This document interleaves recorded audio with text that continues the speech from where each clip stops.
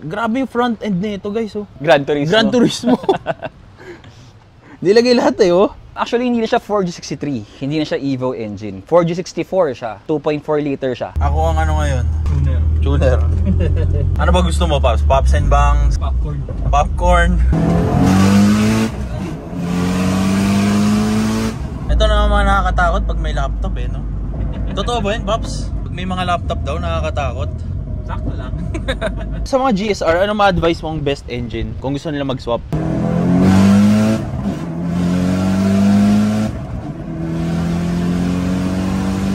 Medyo lean tayo ngayon, ha?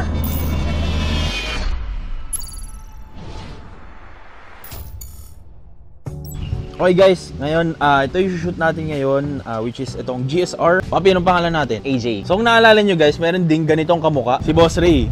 Okay, so Pops, kayo ang gumawa ng kotse ni Sir Ray. Tama? Kami din. Okay, so ito na yung, kumbaga sa mission, ito na yung pinaka-master. Oo, pero laging natataasan pa ng mga susunod kong mga gagawin eh. Kasi technically siya yung prototype, siya yung alpha. So, yung mga susunod na gagawin namin, mas ano na siya, mas maayos lang, mas maganda na talaga siya. Ito yung lab rat natin, no? Kumbaga. Oo, yan siya. Dito tinatry lahat.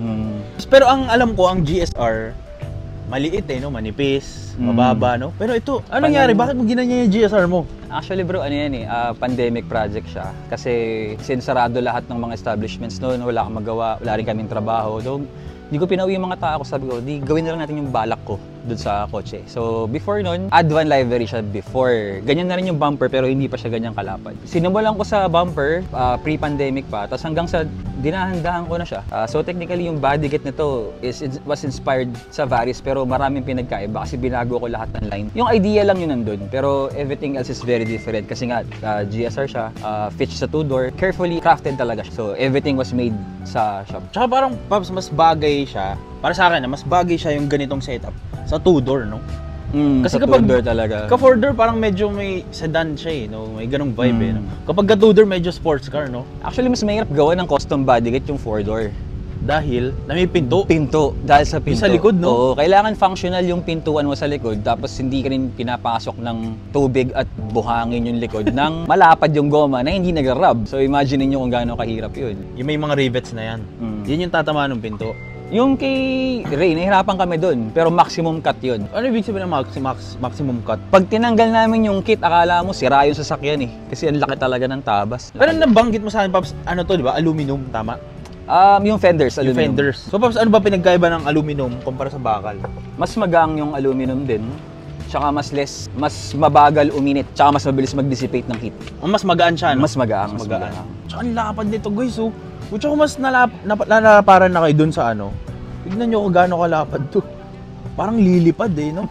Mas malapad siya tignan kasi puti. Ay, okay. Kasi puti. Yung kulay kasi nung kay Ray is electric blue eh. So, pero sumisigaw yung kulay niya kapag naaarawan. Iba talaga yung kulay nung pag may araw. Tsaka alam mo yung lapag, yung pagka-lowered, yung baba ng bubong, yung taas ng spoiler, sakto lahat eh. Oh.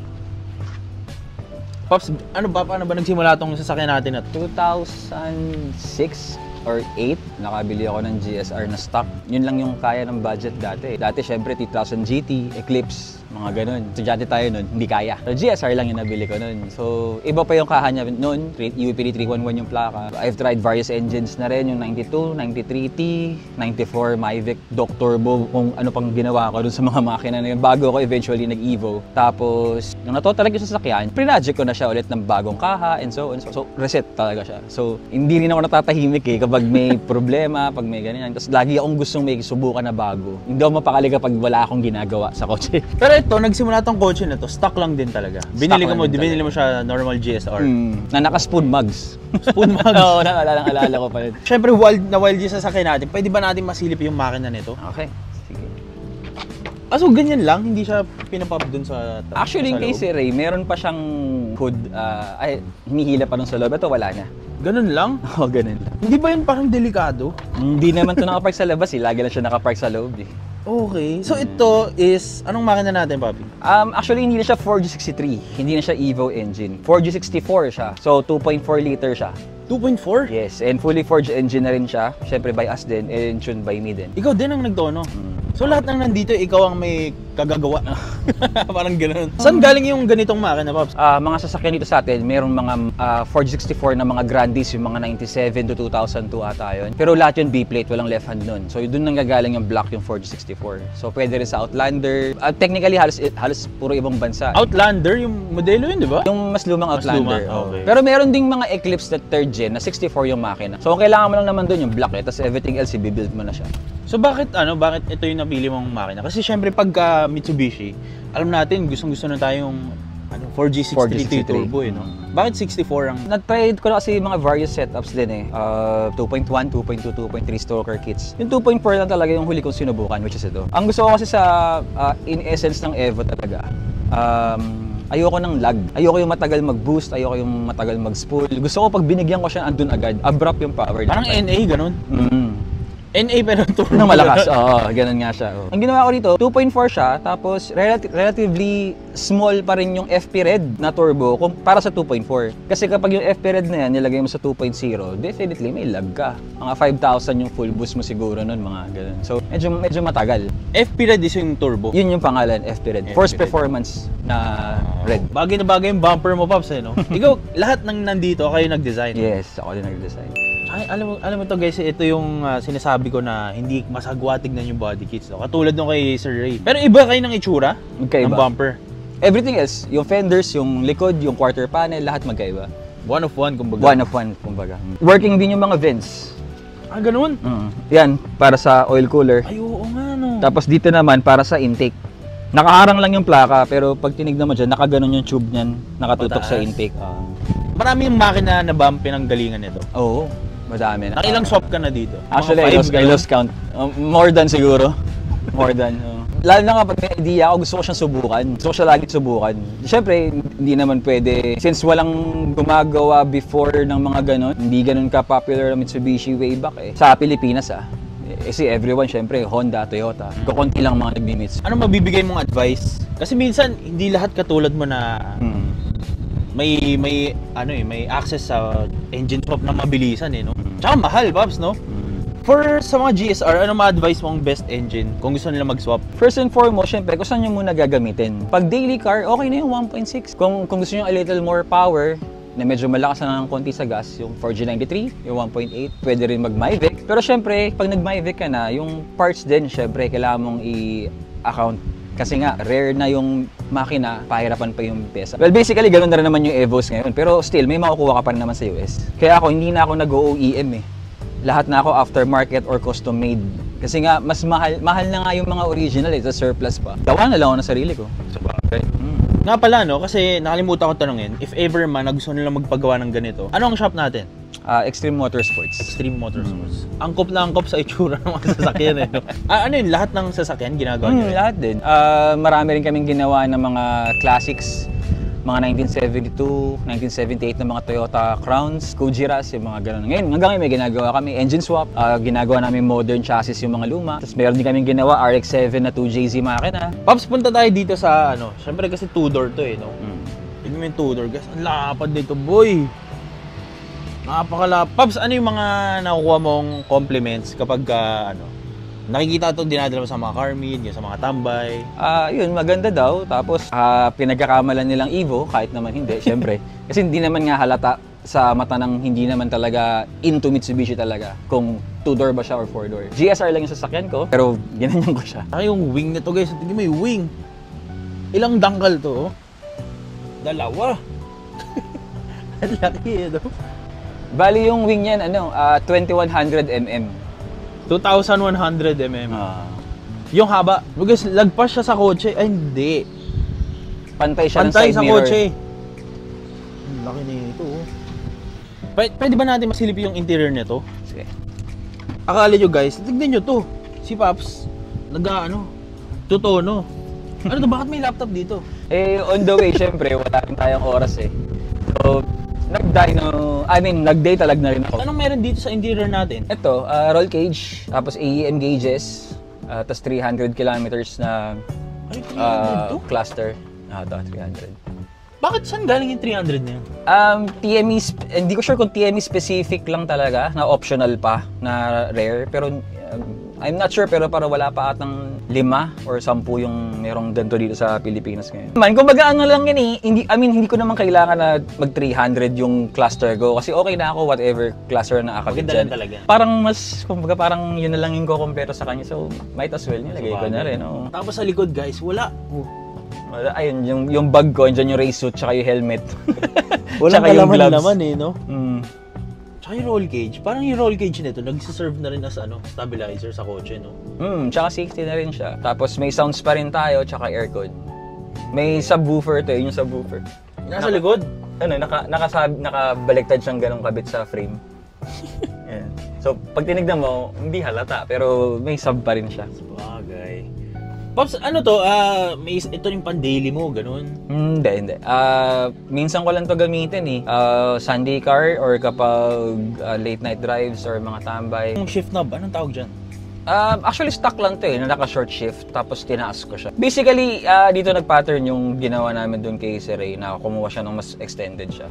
Ito, stock lang siya, na-extend ko. So, ang maiksi, yung throw ng kamay. Kasi pag mas mababa siya, mas mahaba yung throw mo. So, Ay, oo nga, no? So, ito, Ay, okay. mas maiksi na tong throw nito, tapos nakaangat pa siya. So, ganyan lang siya. Kasi ang nangyari, yung pivot tumaas. Parang hindi ka na bumili ng short shift. Oh, pero short shift ko pa. Short shift pa. Kaya ganyan na lang siya. Parang naglalaro ka na lang. Pang time zone, you know? So, nilipat namin para makita natin yung likod. Pops, ano nangyayari dito sa likod? Parang daming kaganapan eh. Ito, various diffuser, tapos Battle Aero na wing. Battle Aero. Yun yung brand na Battle Aero. So orig siya na wing, may ganyan talaga. Pero finab namin yung mounting kasi custom siya na universal fit eh. So ginawa ko dito para ma-fit namin ng sakto dito sa GSR siya. Pati yung height din. Taas eh, oh. Tsaka ito yung sinasabi ko guys. Tingnan. Ganda nung lapad eh, no? Pas, kailan mo malalaman na mataas na yung Paano mo masasabing mataas na masyado yung spoiler? Pag awkward na siguro tignan or pag lagpas na siya sa bubong, ito pantay lang siya eh. Ito na, no? Pantay lang siya sa bubong. So bakit mataas? Ano yung ibig sabihin? Bakit tinataasan?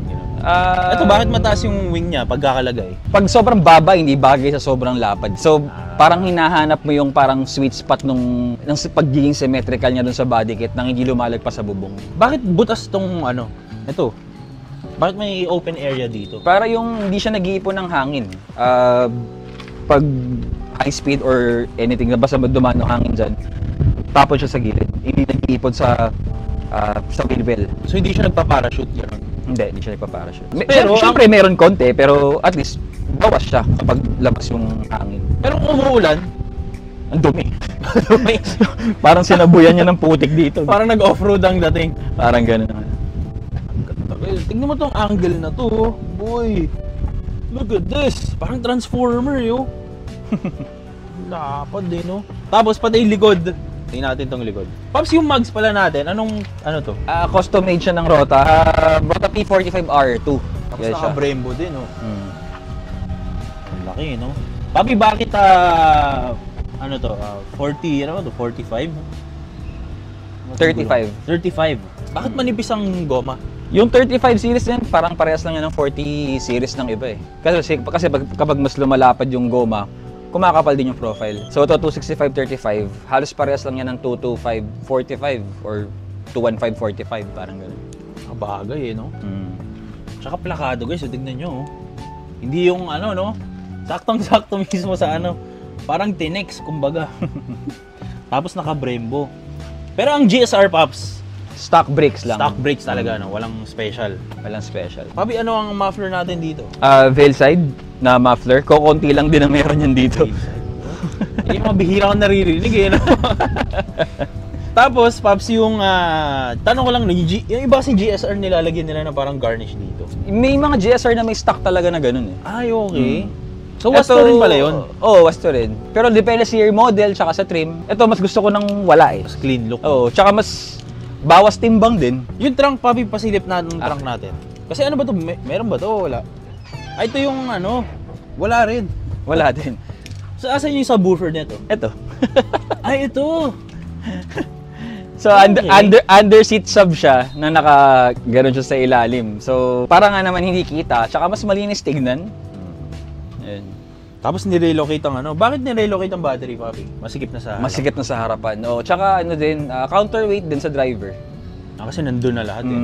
Counterweight din. Okay din. Tapos ang laki ng bubong, ay laki ng spoiler oh. Ayun.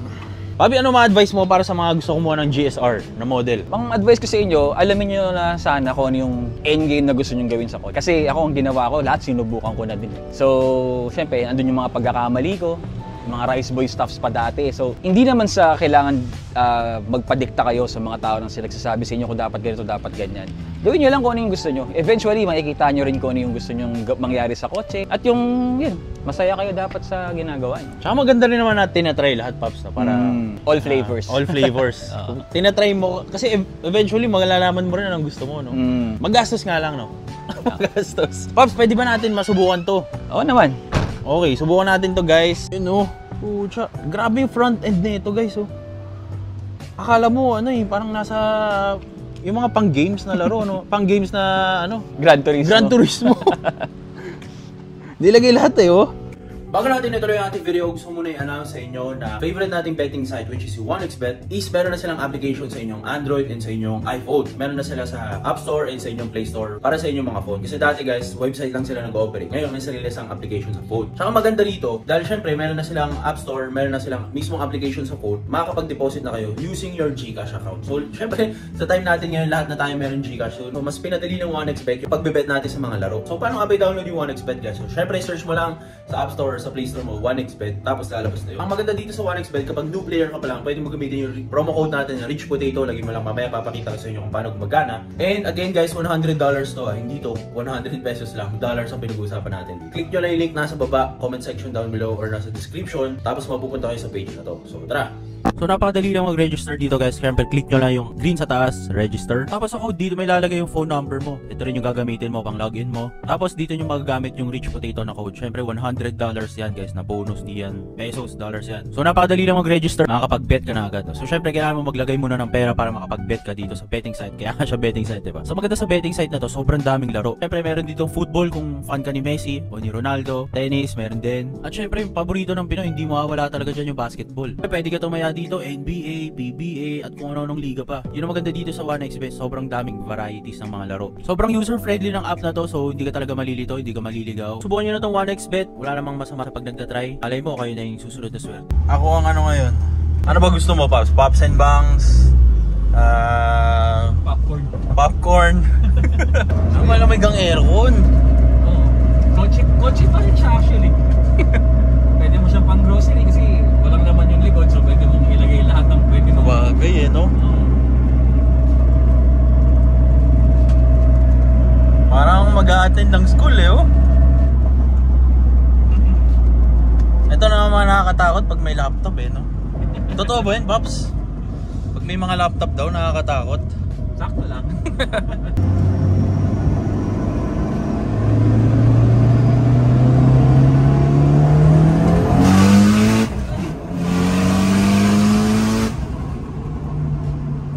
Tangina, boy! Humingi bigla, no? Tsaka may maririnig ka dyan na parang ano niya, stuto niya. Pag sakto lang yung tapak eh, no? Ay, oo nga, no? Woo!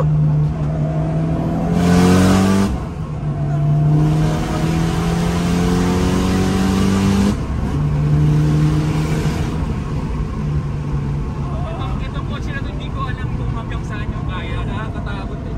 Boy! Nakakatakot. Sobrang bilis na lang makuha yung Ay, no! speed. Di mo mahalata kasi 300 eh. Exactly. So kahit na ano tayo, cruising na ganyan, so pag binigyan mo, nandiyan agad yung power, no?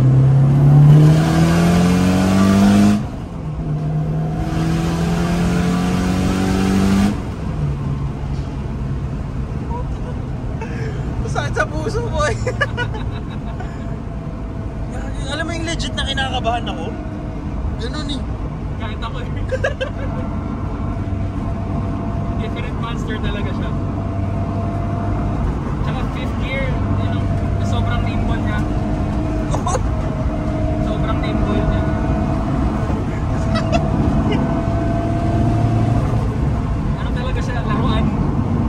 ano niya, no? Parang planted talaga siya. Agile siya.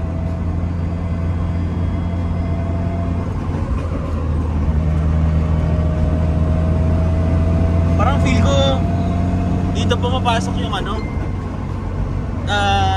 35 series na goma. Kasi onti yung laro ng goma, no? Tama.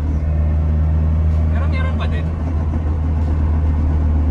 Tapos naka-roll cage, kaya stable na stable.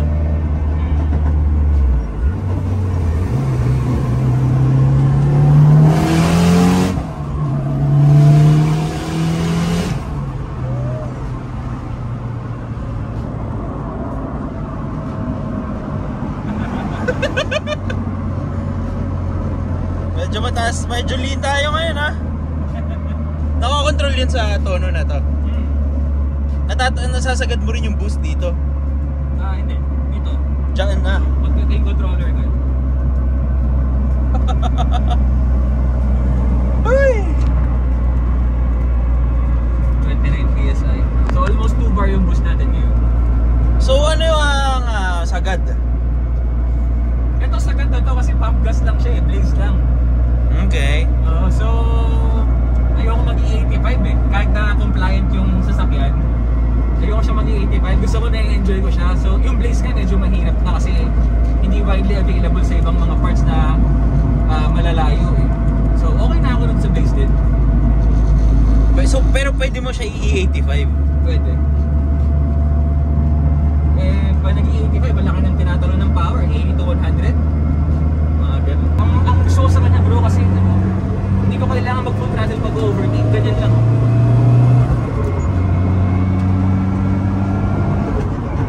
Para lang tayo naglalaro. Go-kart. Pero ano, hindi rinig yung turbo nito. Is full. Rinig. Sipol. Rinig. Maingay lang talaga. Maingay lang sa loob. Kasi walang kahit Wala. lang sa interior eh. Itong harap lang ang binuo kong interior kahit pa paano medyo mabait siya kumbaga. So ito ang tama 14, di ba?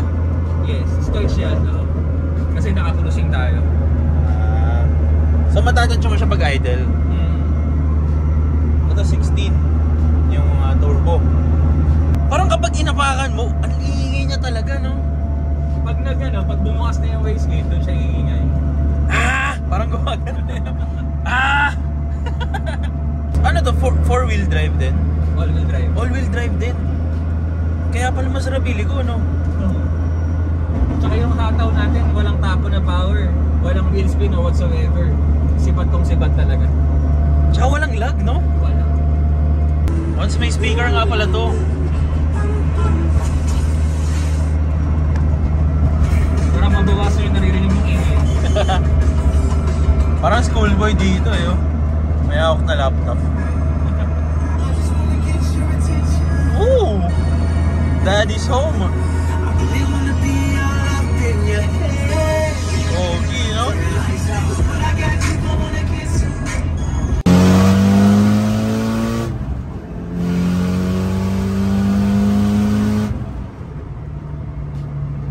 Maliksi dito.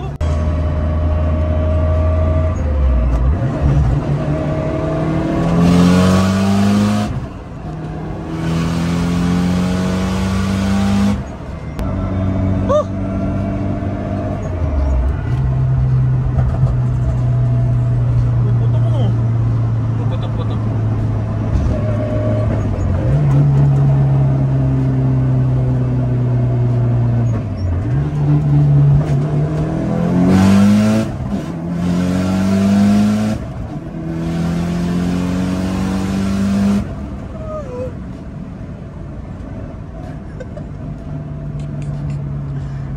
Sheesh! Ang magkakalagnat ako dito. Bob, sino gusto mo i-shoutout or batiin? Yung misis ko, syempre, pinayagan ako ngayon. Tsaka yung mga tao ko na tumulong sa akin para mabuo itong sasakyan. Yung mga clients ko na sumusuporta pa rin sa akin. Ayun. So okay, so sobrang daming gauge ni Pops. Ito, ano to? Air fuel ratio, boost, oil temp, oil pressure, volt, and water temperature. Ang dami, ito na lahat. Parang mas maganda yan kaysa yung nakalagay na gano'n, no? Oo, parang mas malinis. Lahat Harap sa'yo. Oo, lahat nakaharap lang sa akin. Kompleto.